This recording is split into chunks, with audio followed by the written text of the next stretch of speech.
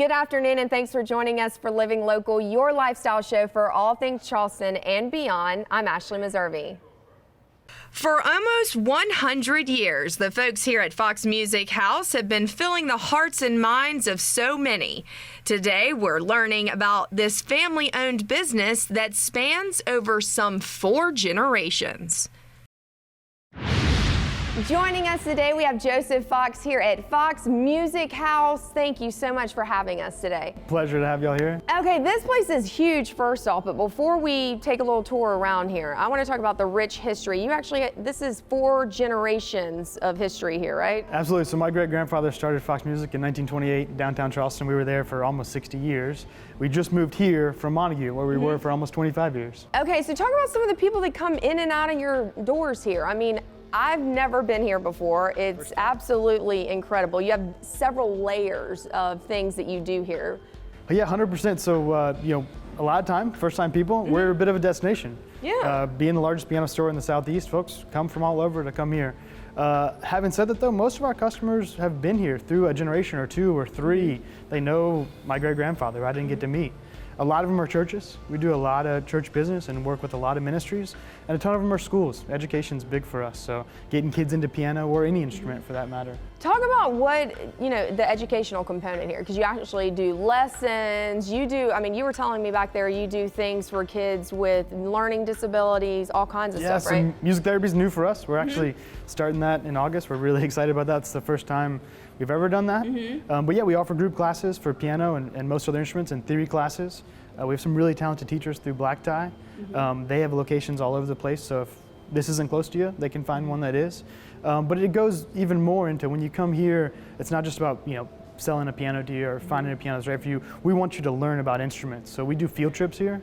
This is amazing. Oh yeah, it's this piano store, we get 5 customers a day. Yeah. We'll have 80 kids in here. And they're like, dream, right? 80 children in here. We split them up into groups. Everyone gets to tune a string. They get to record themselves on a microphone. They'll get to see a Hammond organ, see how a Leslie spins. Oh, wow. Oh yeah, they go to the repair room to see how to solder. And it's an education, right? Man. I wish I would have. And they're all lit up and they get to play a $200,000 piano. Which is crazy town. There's only 7 of those in America. You know what I mean? It is wild. He is pumped up, everyone, and I can tell, and so am I. Talk about some of the other things. I see that you have violin. Those are violins, right? For sure, yeah. So strings instruments, okay. we do a lot of that, and that's a growing part of our business. So those also we rent. So for students that are trying the waters, they might start on violin but go to cello, or start on cello and go to bass, or go to a recorder. They never make that transition, right? Usually they start on recorder.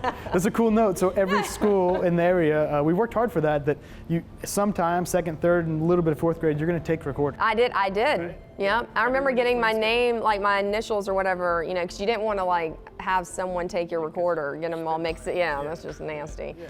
So we sell a ton of recorders. Yeah. So we got those here too. Every school year, come by and get one. It's fun. It gives kids that kind of foundation for pitch. You can play all notes of a scale with a recorder, and it's simple, fun. You can put it in your pocket. And also the fact that you buy something here, you can keep coming back here not only to buy another one, obviously, but to get them tuned and things like that, repaired. So service is what we sell, and anything that we sell, we are going to service. So we have 2 technicians on staff for the pianos. We have a technician that does all of our wind instruments and all of our string instruments as well. And we take that even further to say that, hey, today you get in a keyboard, something small. Next year you want to step into an acoustic instrument, get into a new house or multiple. Then you can have the baby grand piano, you right? Can have that Is that piano. What it's called? Yes, ma'am. Okay, because I didn't want to mess that one up. But I also think it's fascinating. We were talking about 4 generations. You just had a daughter, right? And so you're like, it's going to be 5, right? 5 generations, yeah. Very excited about that, baby girl. You're evolving though. I mean, do you think that 4 generations ago that what is it? Great. My great-grandfather. Great. Do you think that he thought this? I mean, he's probably looking down, real impressed with all the things that y'all are doing here. Yeah, it's changed a ton. He was actually a repair person, so. I'm gonna get emotional on this one. I know it's okay if you get emotional. I think that's pretty incredible. I mean, especially this day and age, to get people to hold on to that type of dream over 4 generations, you just don't see that. It's a rarity. I didn't know anything else. Yeah. Because I was always here. I was cleaning floors or taking more pianos or fixing something, but Yeah, we do. I mean, my grandfather did it. I knew him well. He was my mentor. My father is still active in the business every day, although I'm trying hard to get him to retire. He has grandbabies now, so spend more time with them.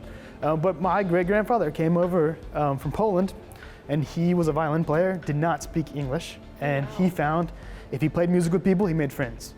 And so he did that, and he found really a kindred spirit with, back in the day, black churches. And he could just walk up to them, say, hey, this is what I do, I'm glad to fix instruments, I need to make a little bit of money, agree on a fair price, and he serviced their instruments for them. And that kind of grew over a period of about 10 years to where he bought Seedlings Music, the oldest music store in America at the time.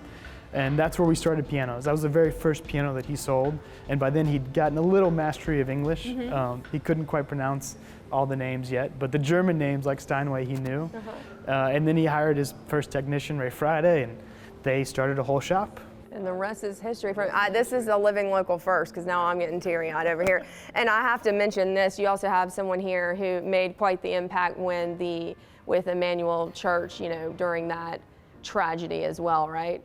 Yeah, absolutely. I don't want to get us both bawling, but I'm like, well, but I mean, it's a pretty special moment, right? Tell us about that. You never know when you're going to be called upon to have your gifts and share them, and Charles Miller absolutely did. He's a talented musician that's honed his craft very well. He's actually from the AME Church. He's played at Mother Emanuel in his home church, Trinity.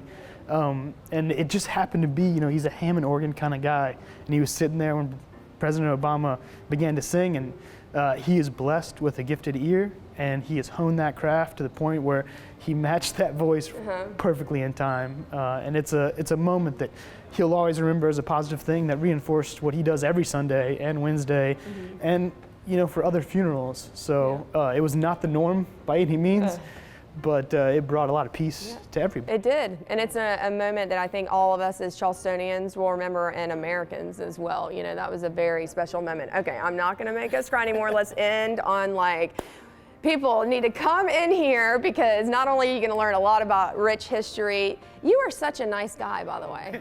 Thank you. I mean, the nicest guy. It's the only way to be, right? Okay, so where else should we go other than Fox Music House for more information? You really want people just to come by and visit, Come right? by, yeah. So do like us on Facebook. We you'll see a little bit of the tour of the events here, but we have events happening all the time. We're bringing in musicians, usually for classes. So it's not a show where you can't see them and you're in the field and they're on stage and you're arms away. This you actually get to meet somebody and learn. Say, hey man, why do you play bass that way, or how did you learn? And it's a whole new world for us, because the background of music's what gets musicians excited. What gets a kid, I want to play drums. That's the instrument that I saw a drummer and I want to play drums. Or I saw this guy play saxophone and there's no other instruments except for me except for saxophone. That's where I'm going to go, right? And that's what it takes. You show a kid a little spark and they just blossom, they grow up. Because it's a universal language, right? That's right. All right, Yeah. well, thank you so much for having us. Yeah, it's a pleasure. And again, for more information, you can, of course, head online to foxmusichouse.com.